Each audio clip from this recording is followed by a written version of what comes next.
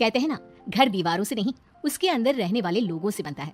लेकिन क्या हो जब घर के लोग ऐसे हो। सारा दिन खाती रहती हो, सोती रहती हो, कोई काम नहीं है तुम्हारे पास।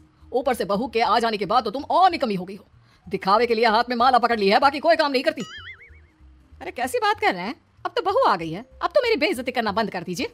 जैसे तैसे मेरी तो जिंदगी कट गई, गालियां खा खा कर। अरे उस बेचारी को तो छोड़ दीजिए। तभी बेटे के जोर जोर से चिल्लाने की आवाज आती है। कहा था ना तुमसे रिजाइन कर दो, क्यों नहीं किया? और ये पर्स लटका कर कहाँ निकली? चलो कमरे में, काम करो घर का। बहू बेटे की लड़ाई सुनकर सास ससुर बाहर आ जाते हैं। सामने खड़ी होती है नई नवेली बहू रीमा। देख लीजिए माँ जी, शादी से पहले तो मेरे माँ पापा के सामने कहा था कि शादी के बाद नौकरी करने देंगे, लेकिन अब क्या कह रहे हैं? तो तुम माँ जी को क्यों बोल रही है बहू? तब उसका मन रहा होगा, अब नहीं है। पर पिताजी, उसके मन से मेरा करियर तो नहीं चल सकता ना। ससुर को बहू की बात पर गुस्सा आ जाता है। वो बेटी की तरफ देखता है। पापा से जबान लड़ाती है, रुक। ये बोलकर वो पत्नी को खींचकर कमरे में ले जाता है और बंद कर देता है। ये सब देखकर सास दुखी हो जाती है। पति के जाने के बाद सास बेटी से कहती है, देख बेटा, अब जमाना कुछ और है।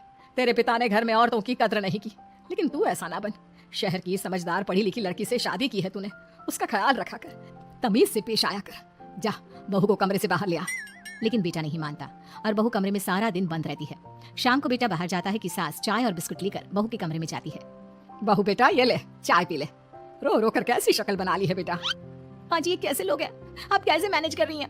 ऐसे थोड़ी ना होता है माँ जी। घर की औरतों को तो पिताजी और ये इंसान समझते ही नहीं। क्या करूं बेटा, मैंने तो जैसे तैसे सह लिया, लेकिन तू ना सहना। दोनों बात कर ही रहे थे कि ससुर आ जाते हैं। अच्छा, तो अब बहू को भड़का रही हो? बहुत दिन हो गए मार खाए, अब क्या बहू के सामने खाओगे? जाओ यहाँ से, और जरूरत नहीं है ज्यादा इस लड़की को सर पर चढ़ाने की, समझी?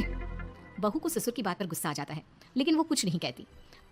आए दिन बहू देखती है कि कैसे उसकी सास और उसके साथ उसका ससुर और पति गंदा व्यवहार करते हैं। फिर एक दिन, ये क्या बनाया है?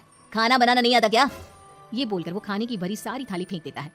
अरे बेटा कोई बात नहीं, शांत हो जा, मैं अभी बाहर से कुछ मंगवा देता हूँ। हाँ पापा, ऑर्डर करिए। ऐसे खाने से तो पेट भरने से रहा। वैसे खाना तुमको बनाना आता नहीं और बाहर जाकर नौकरी करना चाहती हो। और तुम जैसे को तो पूछते भी नहीं है बाहर। बहू को पति की बात पर गुस्सा आता है, तभी सास बोल पड़ती है। तेरे से ज्यादा पढ़ी लिखी है वो, तो तूने इसे कहा था कि तू नौकरी करने देगा तो तुझसे शादी कर ली, वरना ना ही करवाते इसके माँ बाप तुझसे शादी इसकी। और कमाती भी ये तेरे जितना ही है बेटा। बहू हैरान रह जाती है कि जो सास खुद के लिए एक बार भी खड़ी नहीं हुई, वो उसके लिए बेटे को भी भला बुरा सुना रही है। उसकी नजर में सास की इज्जत और बढ़ जाती है। वो सास को देखकर ये सब सोच ही रही थी कि उसके कान में एक जोर से चांटे की आवाज आती है। किसको किसको मार पड़ी? वो देख ही रही होती है कि उसकी नजर जमीन पर बैठी सास पर पड़ती है। अभी तो धीरे से मारा, फिर जुबान खोली ना तो ऐसा मारूंगा कि कान के पर्दे फट जाएंगे। सास रो रही थी। बेटा और पति वहां से चले जाते हैं। पिताजी अच्छा किया माँ को जोर का चांटा लगाकर, आगे से जबान खोलने से पहले 4 बार सोचेंगी। बड़ी आई। दोनों हंसते हुए वहां से निकल जाते हैं। बहू सास को उठाती है और पानी देती है। मैंने ये दिन रोज देखे हैं बहू, लेकिन तू नहीं सहना। तू अपना जीवन अपने अनुसार जीना। शादी के वक्त मैंने तेरी माँ से बात करने की कोशिश की थी, उन्हें बताया था, लेकिन वो नहीं मानी।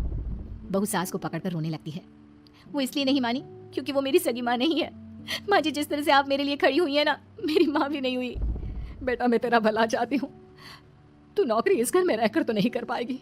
एक काम कर, इस घर से चली जा, पैसे कमा और खुश रह। माँ जी, हो सकता है कल तक मैं आपके इस फैसले को मान जाती, लेकिन आज नहीं। माँ जी, आप यहाँ इस नर्क को झेले और मैं आपको छोड़कर चली जाऊं? नहीं, कभी नहीं।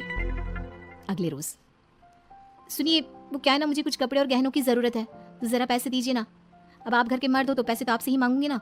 बुरा तो नहीं लग रहा ना आपको? नहीं नहीं, बुरा क्यों लगेगा। ये लो कार्ड, कर लेना शॉपिंग। अगले रोज, बिजली का बिल आया है 10,000 का, भर दीजिएगा। इतना बिल कैसे आ गया? बेटा वो क्या है ना, सारा दिन बहू घर में रहती है तो कमरे में एसी और टीवी चलता रहता है। अब कम से कम बाहर जाए तो 4 पैसे कमा कर लाए। लेकिन हम लोगों को थोड़ी ना औरत की कमाई खानी है, वो तो मर्द ही करता है ना। पति पर्स देखता है और फिर हाँ माँ ठीक बोल रही हो, खैर चलता हूँ, ऑफिस का वक्त हो गया है। पति ऑफिस से पिता को फोन करता है। पापा, घर के खर्चे तो बढ़ते ही जा रहे हैं, ऊपर से महंगाई आप देख रहे हैं। मैं सोच रहा हूँ क्यों ना मीना को नौकरी के लिए हाँ कर दूं, 4 पैसे ही लाएगी ना घर में। वो तो तू ठीक बोल रहा है, लेकिन ये औरत की जात, कल को 4 पैसे कमाने लगे तो यह नहीं कि सर पर चढ़कर नाचे। हाँ पिताजी, बात तो सही है। वो तो आप है जो माँ को मुट्ठी में रखा है, वरना मेरी वाली तो। खैर सोचते इस बारे में। शाम को पूरा परिवार साथ बैठा होता है। वो कल पनीर की सब्जी बनानी है तो थोड़े पैसे देकर जाना। और हाँ, कीर्तन भी रखा है संडे को, उसके लिए सामान की लिस्ट बना दी है, ले आना। पापा को दे दो, वो ले आएंगे। अरे पापा कहाँ से ले आएंगे, मेरे पास नहीं है पैसे वैसे। लो, पैसे ही नहीं है मेरे पापा की जेब तो हमेशा नोटों से भरी रहती है। बेटा, लक्ष्मी को जो पूछता है ना, उसके पास लक्ष्मी रहती है। जो घर की औरतों को मारे पीटे, वो भला कैसे लक्ष्मी का लाभ ले सकता है? वाह वाह, क्या बात है, तो जबान खुल रही है तुम्हारी। लगता है भूल गई पुरानी मार और डांट। क्या? हाँ माँ जी, शांत हो जाइए। मैं नहीं देख सकती आपको मार खाता, और फिर हो सकता है कि मैं आपको बचाने आऊँ तो ये भी मुझे मारे। ठीक है बहू, मैं कुछ नहीं कहती। तू ये लिस्ट बस दे दे, मैं चलिए आराम करने, फिर अगले रोज। सुनिए जी, वो मायके जाना है। वो क्या है ना, शादी के बाद से गई नहीं, तो ट्रेन की टिकट बुक करवा देना। तो मैं भी तो साथ जाऊंगा ना तुम्हारे। तो ठीक है, फिर फ्लाइट की ही टिकट करवा दीजिए। वो क्या है ना, अच्छा थोड़ी ना लगता है आप पहली बार मेरे साथ जा रहे हो और हम ट्रेन से चले, ठीक है ना? पति ऑफिस जाता है, जहाँ उसका दोस्त कहता है, अरे क्या हो गया यार, परेशान सा दिख रहा है। तेरी तो नई नई शादी हुई है, भाभी परेशान कर रही है क्या? अरे नहीं यार, तू तो जानता है थोड़ी सी कमाई में घर चलाना मुश्किल हो रहा है। तू कैसे मैनेज करता है यार?